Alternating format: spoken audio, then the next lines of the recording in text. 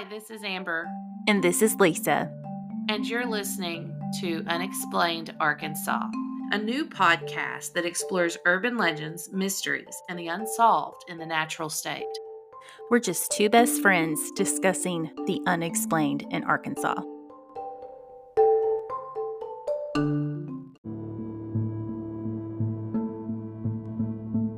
And welcome to another episode of Unexplained Arkansas. This is Amber.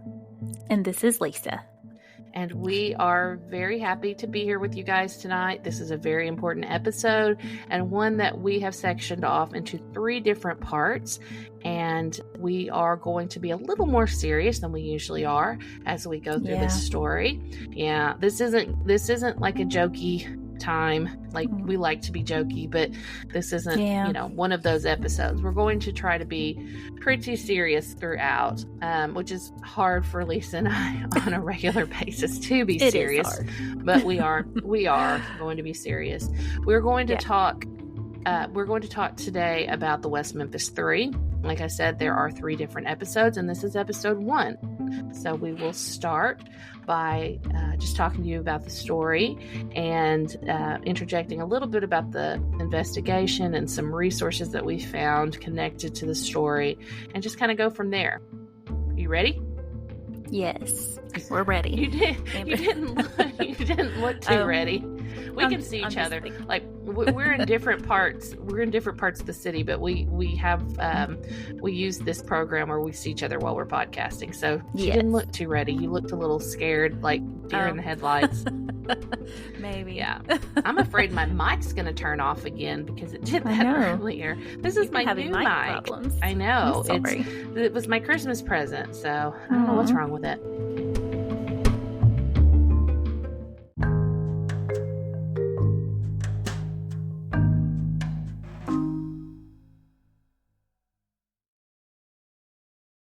So we're going to start by talking about the area of West Memphis.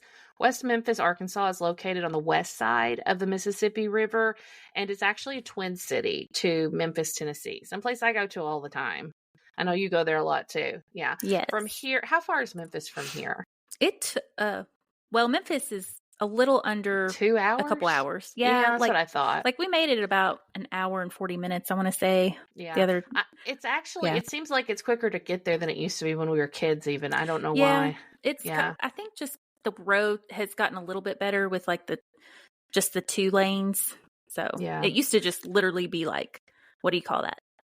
2, is it now 4? I don't know. Like 1 lane highway. Now it's 2. Yeah, I know what you're talking about. It's even quicker to get there now than it was when we were growing up. So yeah, we used to go there a lot in college too. Lisa and I did. So we got lost on the way to Graceland one time. Yeah. Oh, Graceland. Yes. Love some Elvis. Sorry. Yes.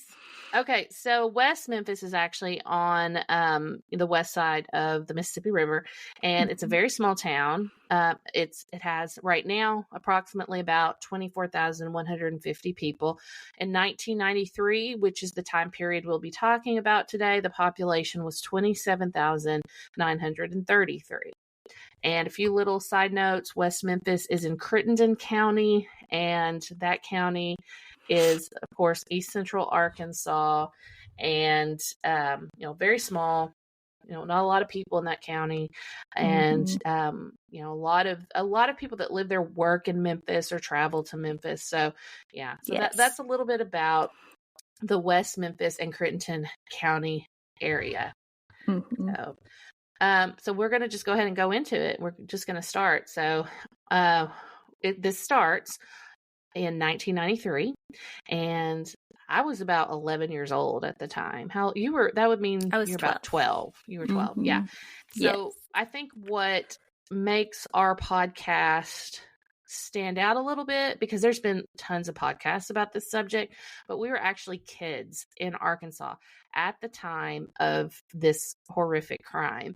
And it's like seared into my brain. Literally, it's like a core memory, looking every morning with my grandmother on the news, looking at a video of all this that's been going on. So this quite literally is something that has always intrigued me. So because I remember very vividly all this stuff happening when I was a kid. So we'll start out. I was kind of opposite. Well, I was just going to say, I was kind of opposite because you had like your grandmother to watch news with, and like I didn't. Every morning with coffee. That's why I drink so much coffee, because I started out young. I started drinking coffee at like 7. I mean, you were like a 40-year-old lady when you were like 11, evidently. Yeah, I know. No, seriously. See, I didn't wake up and drink coffee and watch the news. That's what we did. She would sit there and put on her cold cream in the morning and watch Daybreak. And I'd eat breakfast. Yes, I know. Yeah. Cold cream in the morning, cold cream at night. So. Yeah. So I need to do that. But I just didn't, honestly, I didn't know. That just wasn't on my radar. I was just not very, that just wasn't on my radar. I didn't know anything about West Memphis 3. In fact, I think the first time I even knew about, in fact, I thought, I'll just tell you this because you'll think this is funny. I thought the West Memphis 3 was talking about the 3 little boys that were killed. I never even registered about that it meant the suspects. Like that didn't register. But, and I really didn't know anything about it until I watched Paradise Lost, which was not until maybe 2007. So, right. Well, a lot of people, Paradise Lost was their introduction to this whole story. Oh yeah. Yes. Yeah. But that was definitely mine. And it came out in 96 and I didn't watch it till over 10 years later. Right. When we got HBO and I was really into Big Love. Yeah. Well, I never had HBO growing up, and as a teenager, we couldn't have HBO or anything fun. I had to watch Disney. I had to watch Disney Channel. Disney Channel. Yeah. Or Nick. I did, but I mostly watched like Nick at Night. I watched like Mary Tyler Moore and all that a lot. You were busy watching the news and putting cold cream on. Yeah, I was. Yes. Yes. I do remember you wore Merle Norman makeup, which I knew was like old people. Well, that's because my grandmother wore Merle Norman and had great coverage. I know it did, but I just for a long time. Okay, we're totally off the subject. We're very off the subject. Yes. So we're going to be serious again. So okay. I'm going to go through, I have all my notes and I'm going to stay on task, and Lisa's going to slap me through the computer if I bird walk and I go into another direction. Yes. So the case actually started, this whole thing started on May 5th, 1993. And, in Arkansas, that's, school's almost out. That's, that's like the late spring, early summer vibes, kids are always out, always playing. Yes. When we were, go ahead. And and I remember, so Elle was born May 5th. So, not 93. Are you there? I was fixing to say, were you 12? Not 93, but no, that's her birthday, May 5th if I'm not going to say. But anyway, it's always, I will say, it's because of her birthday, I always remember that time of year. And it is always cold and rainy, actually. It's always cold and rainy. So it's still like we kind of hit what we would call like it's a little bit warmer, but it's always still like long sleeves and rain. Yeah. So it's a lot. It's a lot of rain. Start coming out in that time period too. Yeah. Because April is interesting because it'll kind of warm up in April, but then it's almost like there's another cold spurt just around the corner. Our weather's crazy. Well, I think that's what my grandpa called blackberry winter, like before the blackberries started to kind of gets a little bit chilly. Yeah. Yeah. Well, but Arkansas weather's crazy, and it is. Crazy. I dare say it's crazier now than it was when I was a kid. Maybe not. I don't know. But okay. Yes. And I will say it was a full moon that I did not know that. Oh wow, I did not know that. It was a full moon. Yes. Crazy full moons. Ugh. Okay, so this all started May 5th, 1993, West Memphis, Crittenden County. On the evening of May 5th, a resident, John Mark Byers, made a phone call to the local PD and reported a missing child. It was his child, Christopher Byers. And it was really at this moment that the town of West Memphis changed forever. And the state of Arkansas changed too. I mean, it was it was such a humongous story. But after that initial call that John Mark made about Christopher Byers not coming home because he had been playing and it was time for him to come home, because, we grew up in the late 80s and the 90s. We, a lot of the time, stayed out until the streetlights came on, until dark. Oh, yeah. Yeah, I remember being out until dark. My grandmother would always say, come in before dark. You better be in here before dark. I'm going to whoop your butt if you're not. No. Yeah. But yes, I remember very vividly having a lot more freedom. We didn't have cell phones. We didn't sit and play Nintendo. I mean, I played Zelda and all that, but not all the time. But we were outside a lot. 80s you were kids outside playing. Yeah. Yes. 80s and 90s kids were outside and they were having adventures. Yeah. Yeah. There were some times that, my grandparents didn't know where I was. I was out I was out with friends, just adventuring. So this was not out of the ordinary. What was out of the ordinary was that they didn't come home before 8 p.m. when it got dark.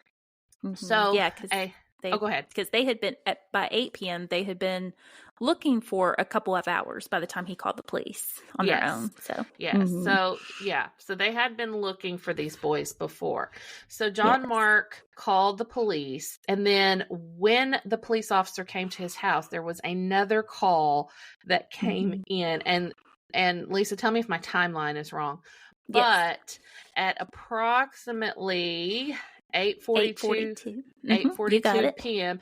Yes, there was another call from the Bojangles restaurant, and allegedly there was an unidentified man that was bloody that entered the women's room in the Bojangles restaurant. So the police officer went from the Byers home. Oh, go ahead. I'll interject. He because I just noticed this or whatever anyway. I've been doing ridiculous watching and listening all week. I know. You've taken that's why I'm waiting on that's why I look at you before I start a new sentence, because I'm like, does she want to interject? Because you've been doing a deep dive of this week, more so than me. So I've been living and breathing it, and it's been quite sad. But I was going to say I did see something that I had forgotten, but he was wearing a cast on his arm. He did have an arm cast. Yeah. So, and he was, and so he was covered in blood, and like you said, entered the women's room. And right. Now there were transients. There were people that, were using drugs in that area, and it was not something that was totally out of this world to have someone show up bloodied and, and he was crazy. Yes, he was looking disoriented, very whacked out or whatever they said. Yes. So there's a truck stop in that area, the Blue Beacon truck stop, and there was at the time truck wash, yes. And at the time there was a lot of transients that would kind of hang out over there in that wooded area. See, that was north of the pipe that we'll talk about in Robin Hood. Robin Hood Hills was south of that pipe bridge, and then Blue Beacon was north of that pipe bridge, but we'll get into that when we talk about logistics. So 8:42 is when the Bojangles incident happened, and the restaurant manager stated that the man had left before the officer's arrival. Then at approximately 9:01, the officer left Bojangles without an investigation of that bathroom. So she did not go into the bathroom, correct? She did not. No, she had said something that she was going to look outside, but at that point, no one had. She had gone through the drive-through, so she literally did not even get inside the restaurant, and she was getting more calls going on. So and I do want to interject here that we are taking this portion of it from Mara Leveritt's book. And Mara, do you have it? Mara not like they Leveritt. Can see it, but Mara Leveritt. And let's just make sure we get the title. Did you say hold it up so they can see it? No, I said we can't hold it up because they can't see it. Oh, they can't. I think we is that what we I will said? post. No, we will post it. Yeah. So Mara Leveritt's book, which is The Devil's Knot. Yes, The Devil's Knot, and yes, there is a movie of that same title with Reese Witherspoon. We'll talk about all that later. But yes, Mara's book was actually the catalyst for a lot of changes that happened in the case. But we don't want to get ahead of ourselves. So 9:01, the officer left Bojangles without an investigation of the scene in the bathroom. The officer then arrived at the home of Dana Moore, who had also made a report regarding her own son, Michael Moore. And he was, she reported him missing. So in this same time frame, another dispatcher sent an officer to the Catfish restaurant in town where Pamela Hobbs worked, and she reported her son, Stevie Branch, missing. So I think I got the timeline right. Yes. It was like in that very small period of time, several calls came in at once to the police department. Yeah. And if it's like if it's like your average Arkansas Police Department in 1993, there isn't just a whole lot of people that are on duty, because there's usually only a set number of officers for every shift, and this many calls at this time, that's a lot. That's a lot. It's a lot, and I believe they at that point maybe like one officer was searching with the families, but that there wasn't a lot of search. It's not like in today's time where if that were to happen immediately, they would put out an Amber Alert, Yes, they would. But so this is just it's hard to imagine, anywho, them being so lax about a missing boy, but their thinking was, oh, boys just go out to play. And they knew all of the boys were together, had been riding bikes and whatnot. So it wasn't alarm. It was for the parents, but for the police department, it wasn't a full-blown, oh my goodness type situation. So well, but in a way, I see that, because it took a while for that to change. But in the 80s, there was a lot of coverage on children that did go missing, and what was the guy from America's Most Wanted, his son, that was a huge case at the time. So a lot of things happened in that really short period of time that caused the laws to change, and parents of these children began advocating for quicker responses from law enforcement and things like that. And that's how we got Amber Alert. All right, so back to the narrative. The boys were actually last seen riding their bikes in the neighborhood between the hours of 5:30 and 6 p.m. And at least one neighbor reported seeing the boys heading towards Robin Hood Hills entrance by Goodwin Street. Now, let me talk a little bit about Robin Hood Hills. Now, the kids called it Robin Hood, but the adults called it Robin Hood Hills. And it's about a 4-acre wooded area beside Interstate 140, 155. We go that way to get to Memphis. And in fact, we pass this area every time we go to Memphis. It's right there on the right. And I stopped, when was it? This summer, when Bo and I went to Nashville. I stopped and drove the route, took a video, which I put the video on our Facebook as well. And I just kind of drove that same route, and I went through the neighborhood, all the things. The area that was Robin Hood Hills has pretty much been cleared, and you can see a lot of it though, or the where the scene was. You can see it from this parking lot over on the west side. And I mean, it's a lot of people don't realize that passed through there, that this is what happened 30 something years ago. Yeah. And according to, that Mara's book and everything, it was just a fun place to play. I mean, it was, it was woods. They could build their fort, play in the creek. I know you wouldn't know this about me, Amber, but I really enjoyed playing in creeks when I was younger. I did. That was before you met me, because you didn't like bugs by the time you met me. No, and these boys were 8 years old. So at that age, they were, you'd pick up like crawdads, or you'd hunt for crawdads in creeks. I can't see you doing that. The one time we tried to sleep in a tent in high school, you left and went and slept in the car at like 1 in the morning, 2 in the morning. I surely did. I was like, I'm done with you people in your tent. It was a nice tent. Yeah, and it was in Courtney's. It was in Courtney's backyard, and you still couldn't handle. Okay, her backyard was huge, it was and it was a wooded area. It was like yes, pasture land, and it was creepy. You didn't like it. You didn't like camping. I remember that. I did not like camping, and it was like low key creepy. Yeah. Okay, so so we're back to Robin Hood Hill. Okay. So this area was not frequented by children, but they did have I'm sorry, it was frequented by children. It was. But there was actually another side. There was the Blue Beacon Woods, and the Blue Beacon Woods was not frequented by children. It was right next to that Blue Beacon truck stop.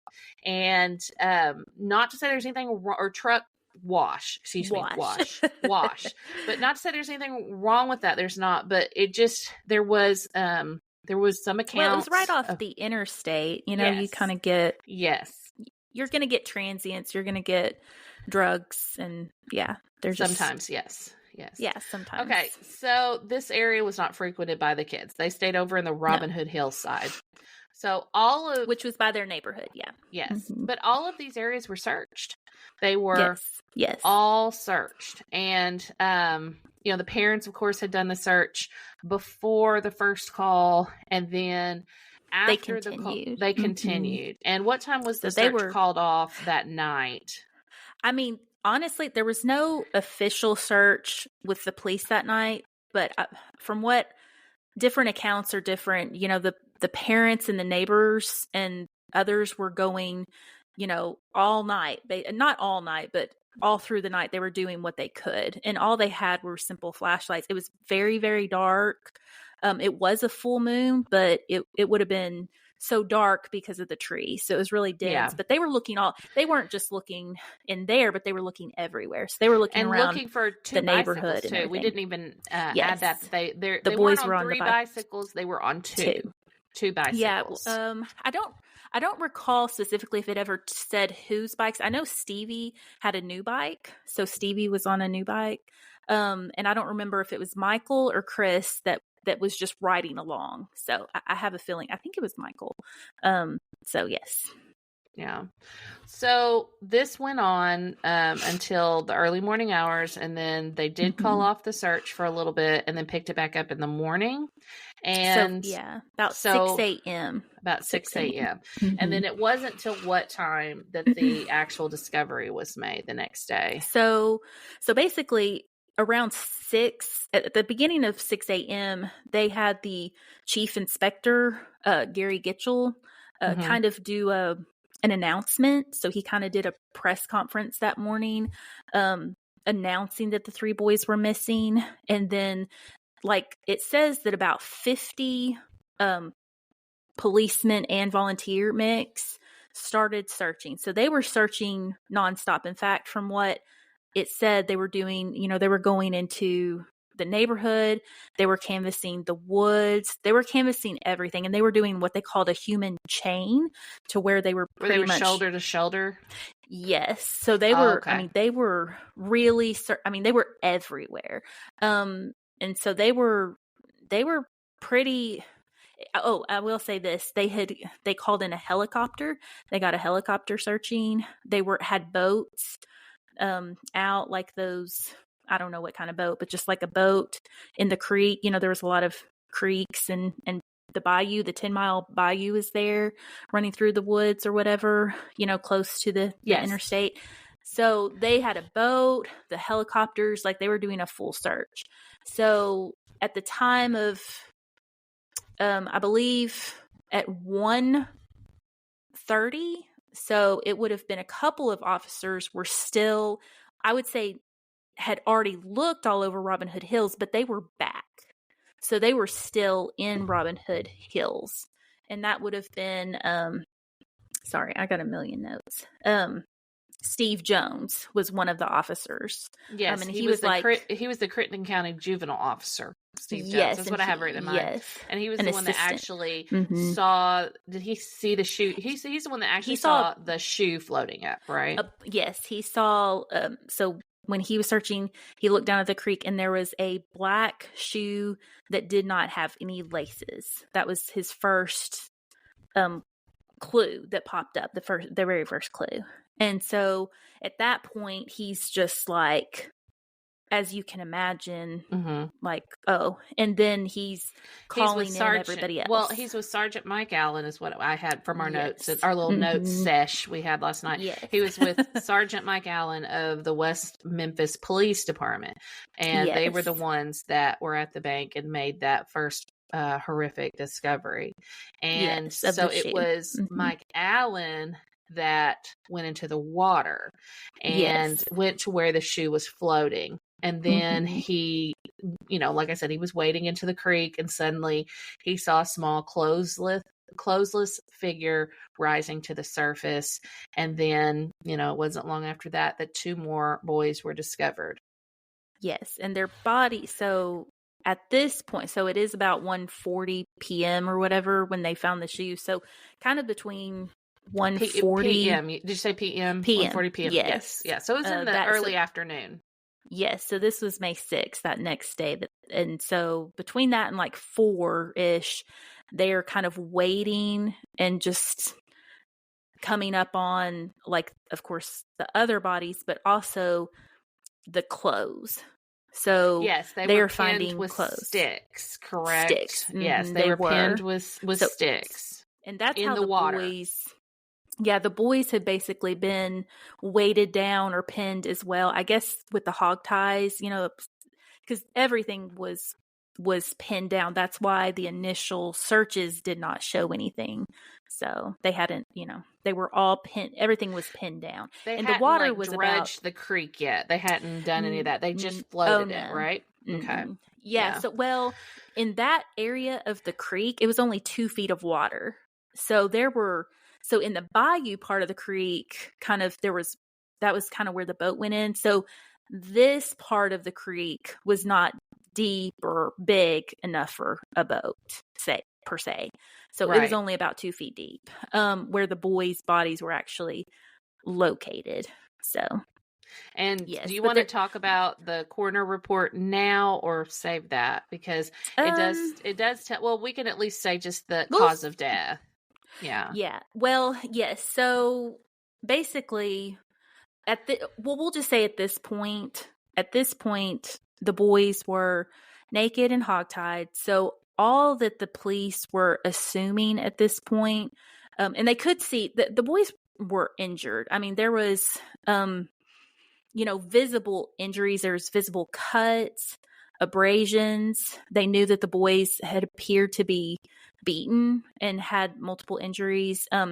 Chris Byers was missing his male parts, so they were thinking that he was, castrated or someone had, taken that. I think it was Stevie Branch had part of his like cheek, kind of missing, earlobes and such on the boys. So the boys' bodies were pretty beaten up, let's say. Okay. And so at that time, the police could visibly see these items, and they were, with the nakedness and with the, possible castration, they immediately were thinking that this was like a sexual situation, a sex, murder type situation, and that the boys had been molested and that kind of thing. So that's where they initially went to as far as that. So. And also just to reiterate, they were on 2 bicycles, and the bicycles were underwater as well. Yes, they had been weighted down. So kind of at the same time frame, the police are kind of, once they know that the bodies were there, they were doing a whole lot more deep searching, and they did. That's kind of, you'll see that iconic picture of the pipe that led, the boys had to cross the pipe, and their bikes evidently had been in that water under the pipe. Okay. Mm-hmm. So, and the two bikes. So, so basically, trying to think. Sorry. Yeah. So this is all. I would say the coroner was actually called out to the scene. I believe it was around 4:30-ish. So I know that the notes had said that at that time, the boys' bodies had just been on the banks, had been left on the banks, and flies were starting to, come around the bodies. It was just very not a great situation. In fact, I believe the bodies were taken like out of the woods for the coroner, like the coroner and everybody couldn't really get to it. And I know that was kind of part of, later on that would be like, didn't love that type of thing, because the coroner didn't get to go necessarily to the scene. But as we all know from the documentary, they were filming the whole scene, so you can definitely see everything that was happening. So they were doing that. It was just that's a hard watch for anybody that's interested in this case. You have to know that going in, that those documentaries, those three particularly, are hard to watch. I mean, it's one thing to talk about it, read about it, but to actually see that video, for me, that for me as a mom of boys, I can't hardly watch those documentaries anymore. I saw them when they came out, but it's hard. It's hard to watch them. Yes, and what we're talking about is the Paradise Lost. Really, the episode 1. Episode 1 for me was the worst to watch. Yes, I mean, it just kind of gave me just like a guttural reaction. It was awful. I don't like to watch that one. In fact, I had forgotten how vivid how graphic and vivid that was. And I turned it on to watch it to do some research. I'm like, nope, not going to watch that. And so I went to number 2. I went to the second one. So second one. It was really hard. I remember the first time I watched it, I was not even a mom, but me too. It was, it was, and the difference, I'm glad I'm not the only one that felt that way. The difference between watching it now as a mom and watching it, as a young adult, completely different vibe. Things bothered me then, but now it's just like, I can't watch it. And I will say, I don't know about you, but I've done, I watched this, I watched all 3, and I watched West of Memphis, which we'll talk about later. But yes, so today even, we went to the dollar store. You would appreciate this. The dollar store. I did need, this is a side note, this is stupid, but they have a really good price on Persil, which is my laundry detergent. Yeah. So if I buy it somewhere else, it's double.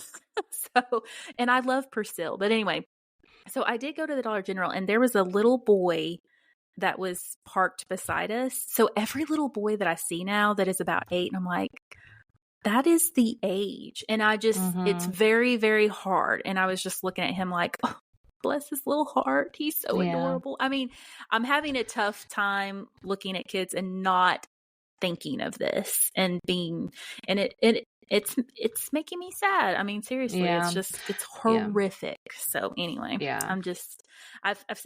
me and Daryl were somewhere, and I was like, oh, do you think he's 8? And because these boys, they were 8 years old. So it's just, anywho, it's very hard to watch, but to be their parents. So anywho, so we are at the point of the coroner. So we're at 4 p.m. on May 6th. May 6th, yes.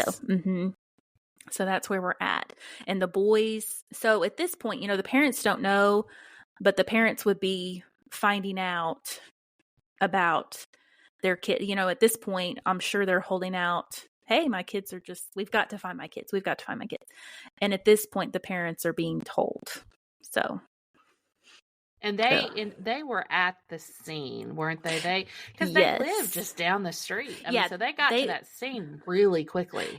Yes, they were right there, kind of at the end of the street where the boys could ride and get into the woods.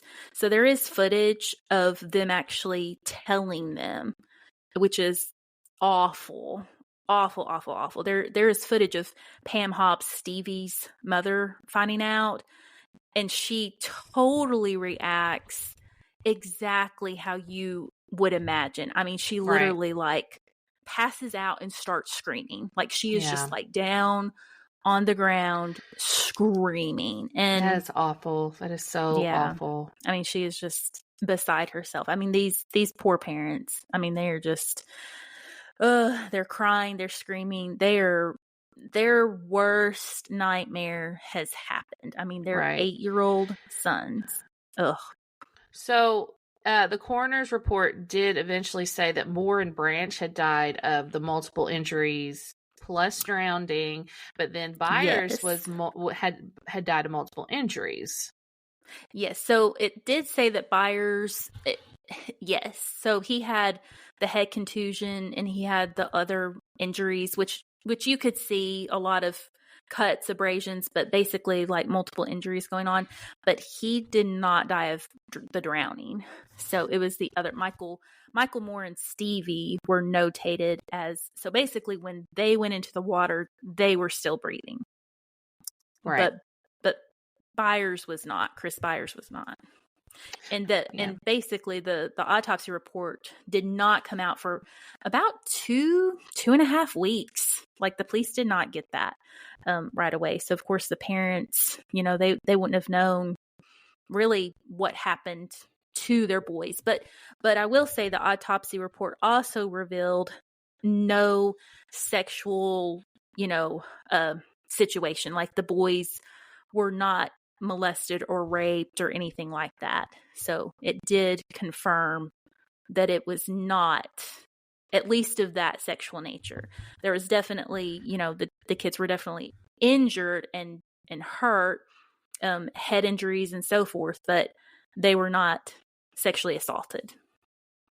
Which, of course, so during that time, of finding this out, of course, they're thinking it was. And they're also thinking, do you want to go into the other that they're thinking? Yes. I was going to talk about Gary Gitchell for a minute. He's a big player in all in this entire story. And we mentioned Gary because he did that press conference earlier that day. He was the chief inspector. Yes. And he felt that due to the nature of the crime, the way the bodies were found, just the positioning, all the stuff, that it could have had something to do with satanic ritualism. And that once he made that statement, it just kind of caught fire. Yes. Yeah. And that really, and as you know, and can expound on, like, we'll kind of get into it a little bit, but it said in the late 80s, it did start that whole satanic panic. Yes. Yeah. And even part in of that Searcy was yes, it was. Yes. And part of that was music at the time too. I think it was, music that, people didn't like, certain people didn't like. I mean, there was a lot of that kind of talk that it was fear, actually. It was fear. Yes. Everything was blamed on, and I do remember, so it would have been the late 80s, because I did have some friends that, lived out by Riverside Park at that time, and I was in 3rd grade, so I would have been 9. I was a little bit of an older I remember we went on a 3rd grade field trip to Riverside Park. Do you remember that? We did. Did we? Yes, we did. You were in the classroom across. Yeah, no, I remember it because I remember there was the caboose. Yeah, you were in Miss Barton's, and I was across the way because we weren't actually in. They put us in trailers out on the side of the school. Remember, we were in we were in classroom trailers. Yeah, we were. They didn't even have our classroom was a trailer.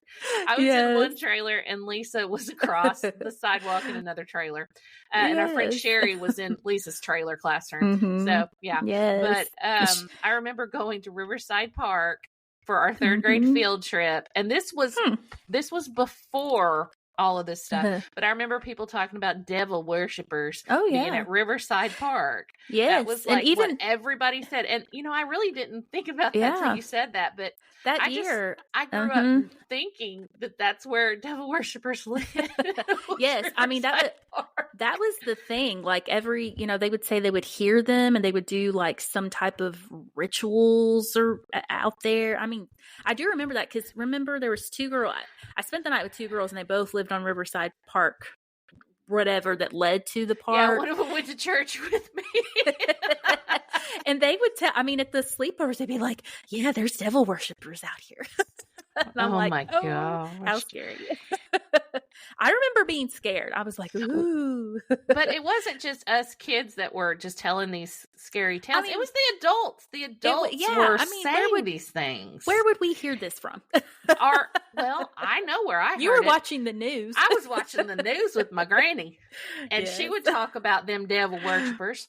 And that's exactly how she'd say it, them devil worshippers. So, yes. Wow. So, yes. So it was a big hot button subject, and everything was blamed on. I remember like certain sects of people, like, you know, burning toys and you know, things that were devilish and stuff like that, or getting rid of them, not wanting certain characters in their houses that were, you know, not having certain music being played. There were certain bands that people would call that devil music.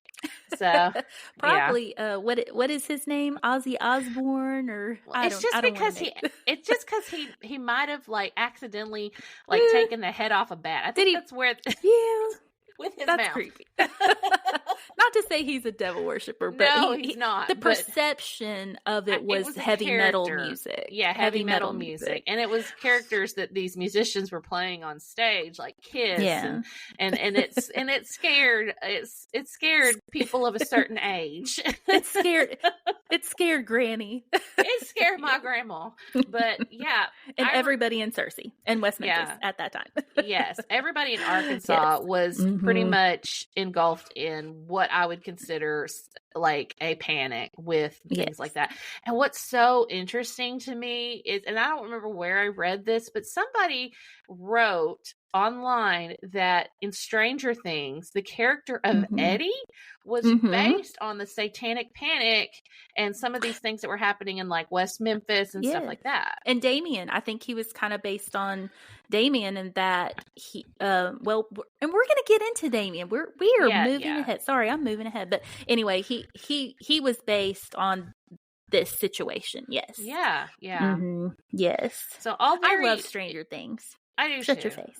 I love Stranger Things. And I thought that was a really interesting, you know, take on that whole satanic panic thing. Because that was real. Yes. Those of us that were alive in the 80s and early 90s, it really was. And the police at that time in West Memphis, there was, in fact, he wasn't even a police officer, but he had actually been a commercial airline pilot. Yes. You should see Amby's. You should see Amby's face. This is, sorry, I'm going into Jerry Driver. So he was. No, I know Jerry Driver. I have him in my notes too. He was the juvenile probation officer for Creighton County. I didn't know he was an airline pilot. Why would he leave that to work in law enforcement? He was retired. He was a retired commercial airline pilot, and so I think him and his wife had actually moved to West Memphis, and they had actually opened a business that didn't quite take off.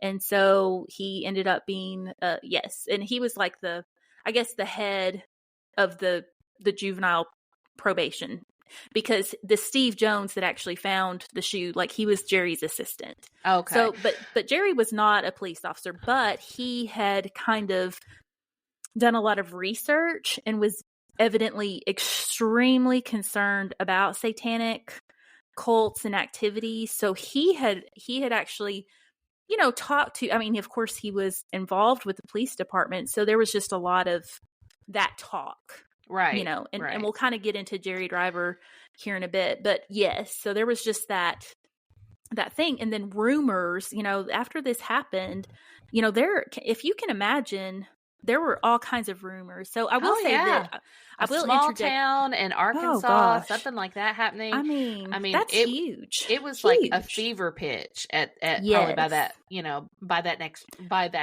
day. So. Yes. And this is very interesting. I don't know.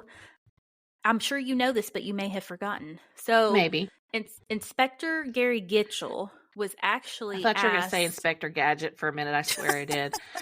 Okay, it's funny that you said that because I loved Inspector Gadget, and every single time I would see his name, I would think Gadget. Inspector Gadget.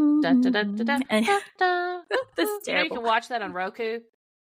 Yeah, I didn't. I did. I found it the other day because that was like that's what our problem is. We were both huge Inspector Gadget fans when we were 7. And so that's why we do what we do. That's our problem. Is that one of our problems? That's one of our, we're Inspector Gadget and Scooby-Doo. Yeah. Those are my 2 main staples. So, yep. True story. And the Boxcar Children. Okay, we are transgressing, but okay. So Inspector Gary Gadget. Gary Gitchell. So Gary Gitchell.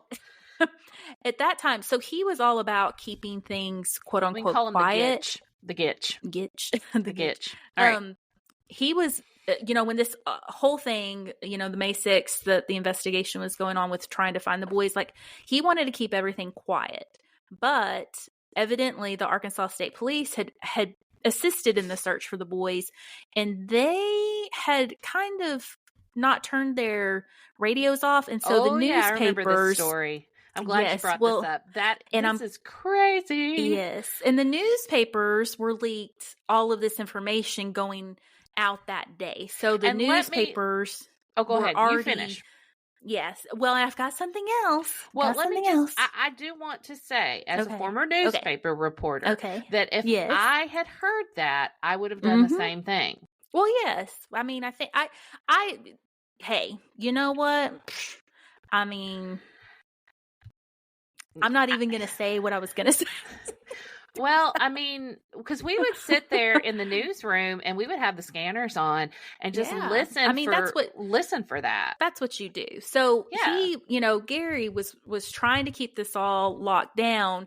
So that happened. And it didn't work. Not at all. And so right after that, whenever this became a murder investigation, so of course, at this point, the Arkansas State Police did ask Gary Gitchell, and of course he's the lead person there with the West Memphis PD, and they do have, what do you call that, jurisdiction. So it was the West Memphis PD's case. Yeah, the Arkansas State there Police in the middle of town. It's a municipal case. Yes, and they offered their help. Gary denied their help, and do you know why?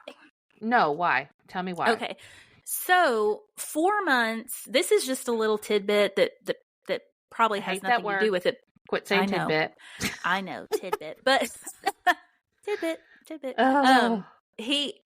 4 months before this happened, before the boys went missing and were found, so the Arkansas State Police had been investigating the West Memphis Police. Yowza. So there had been, and there was evidently, so what was happening is that they were investigating them because one of the sheriff's deputies had actually died, like he had been killed. Oh gosh. And the circumstances was that he was pawning items that had been taken from the evidence room. No and way. And he was pawning the items to buy drugs. Oh no, that's awful. That's sad on so many levels. That is, it's and sad.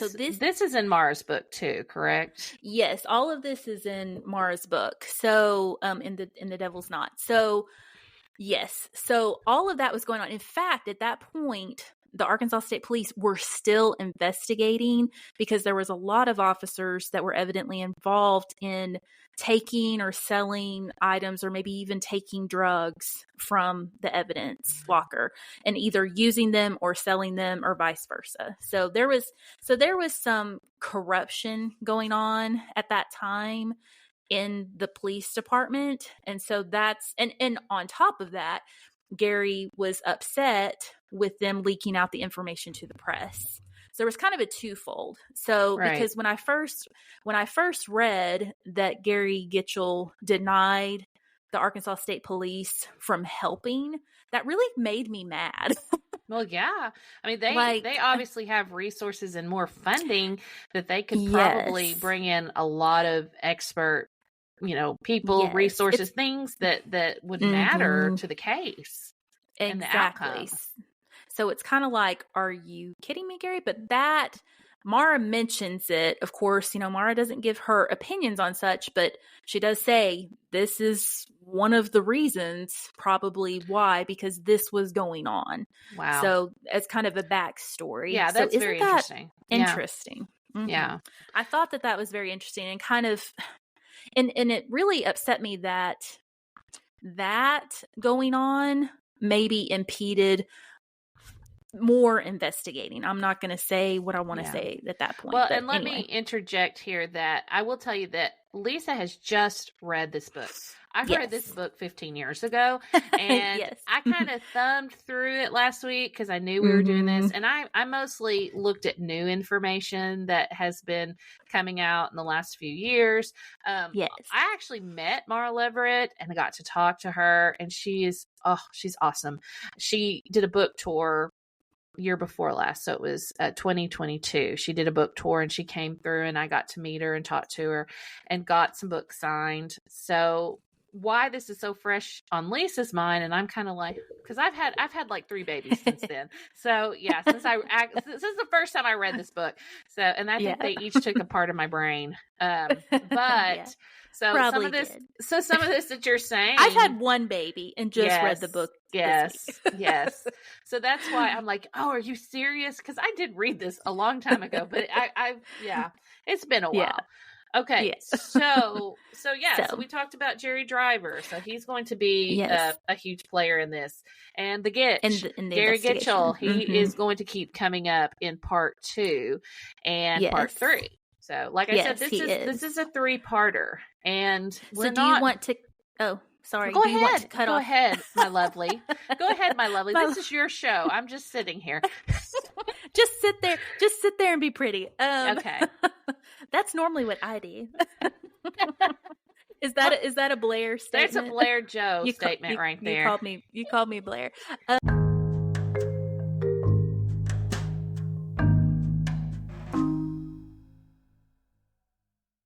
So I want to close out. We need to read some messages. Oh gosh! No, and I want you read to any tell from my mother, because we get lots of other people commenting and messaging now. I'm not going to read. I love my mother very Paula K. Yeah, her name's Paula K. I don't. Yeah. Paula K's she's one of our best fans. She's one of our top fans. We are getting many fans that are not related. Yes. So that is so amazing. Tell them about the new countries. We've got more countries, people, and I get excited about this. It's Australia. Tell them all of them, because we haven't mentioned Switzerland was added too. Switzerland and Australia. I thought we mentioned just list them all. List them all. You are just way too happy about this. It's like it's a shout out to these countries. It is. Okay, so let's see where we're at right now. So I will say that we've had 21.5 Spotify impressions, which is huge. That is crazy. Yay. And we have, these are the countries: Canada, Poland, Australia, Germany, Italy, Thailand, and Switzerland. So that's a lot. So hi, everybody. Yay. We're glad you're here. If you're from the U.S. of A, we love you as well. We love you too. And we do want, so this week, we do have a lot of people rating us. So our rating, if you'll go in and rate us on whether you're listening on Spotify or Apple or whatever, and we are getting so many listens on Apple, so we so appreciate it. But we love Apple too. Our home is Spotify, but we're available on iHeart. We're available on Apple, Amazon, Audible. I had one of my friends today asked me if she could listen to us on Audible, and I said, yes. So yes, Audible is a choice. Oh, good. Yes. So we are out there, guys. We are out there and loving every minute. But I will tell you this. This is so exciting. I think that came from the movie. I Googled us today. Did you Google us? Yes, oh my goodness. Yes. My intern and I, we Googled us, and we saw like all these things, like all these places you can get to our podcast, our website, our Instagram. I'm like, we're out there. Yay, weird. Yeah. It's so fun. We're out there. Well, please continue. Well, please go in and rate us and review us, because because that really helps us. People have been asking us about ways to support us. So that is really the biggest, is to rate and review. Yes. Right now that is. And listen, rate, review. And share. So, and we are very thin-skinned, so stay nice. No, I'm kidding. I can take it. No, I can't. Hey, I'm sorry. Hey, I will toughen you up. You are in a frat house of That's all true. boys. I live in a you frat can house. Take it. Yes, I'm tougher than I think. She is tough. And she grew up with Granny. Oh my goodness. You were so tough. Granny was awesome to Someday you. I'm going to write a book about growing up with Granny. That's what I'm going to call it. Nobody understands what... You can call it beans what that and cornbred. Beans and cornbread. Yes. Well, and cold cream. Yeah. Well, my mom and I lived there. My mom and I lived there for a lot of my childhood, and they were two Depression era people. My grandmother, my grandfather, and so a lot of things I do comes from being raised by two people from that era. So it's pretty funny. Yes, it is funny. Call it cold cream. I don't even know what you call it. You don't call it cold cream. Is it just moisturizer? Yes, we call it moisturizer, but my grandma called it cold cream. Cold cream. So, I think it was probably like a night cream, and she but she put it on. She would put it on in the morning as well. Oh. Yes, to give her extra moisture. She was like the J-Lo of her time. She really had beautiful skin, and that she did bouffant of gray hair. Bouffant of gray hair. But she would put that moisturizer on her neck, and she's like, now don't just put it on your face. You got to put it everywhere. So, that is true. That you've got to put it on like your neck and your chest, like. I'm terrible about moisturizing because I never had to do that. 70% of our listeners are women. This is why 70% of the people listening to us are women. And this is why my husband is always like, what are y'all talking about? But I'll tell you this, men, right now. I'll tell you this, men. Go put some moisturizer on your face, okay? Yes, and especially for everyone. It is for and sunscreen. Unless you want to look old prematurely, sunscreen. Yeah. Sunscreen. Yeah. I agree. And maybe just for men through your beards. Wasn't that that if I was a man, I would be like totally doing my face. Yeah. Maybe that's why I'm not a man.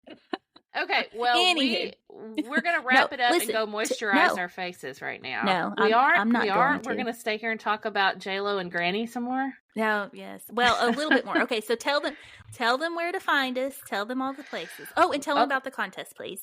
Okay, so you can find us, of course, on Instagram, Facebook. Just type in Unexplained Arkansas. We'll pop right up. Yes. You can also send us an email.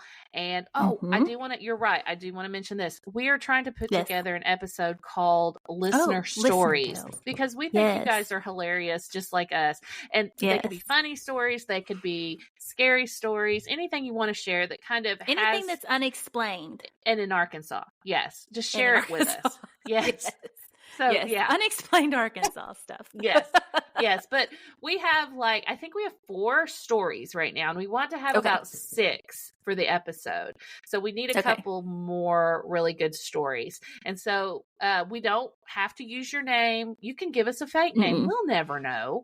Right. Yeah. So and let us know, just let us know if you want to be mentioned by name or not, because we will keep your respect whatever you wish. So and I never want to put out a last name. We don't go there, but I get weirded out when people find out my last name.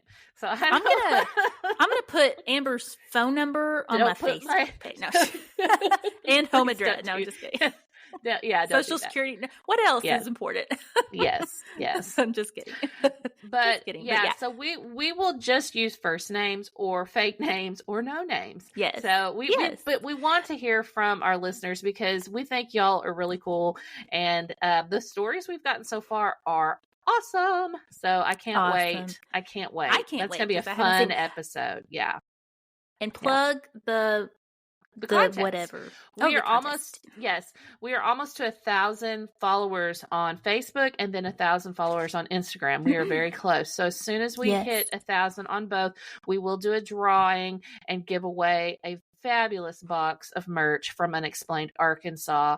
Has keychains, stickers. There's probably going to be a holiday pie in there. Maybe a coupon for McDonald's. No, I'm kidding.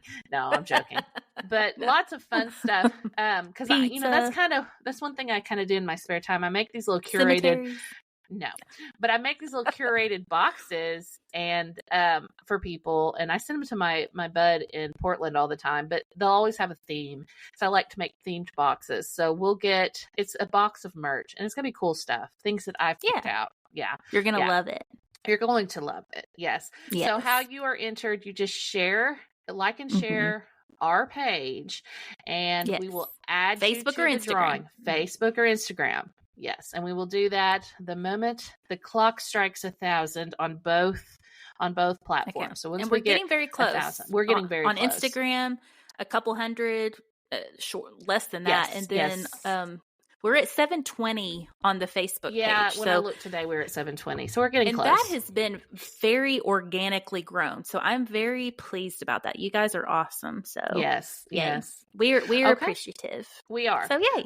Okay, so this is part 1, and stay tuned for part 2 coming up really soon. Yes, very soon. Love ya. Love ya. Mwah. Bye.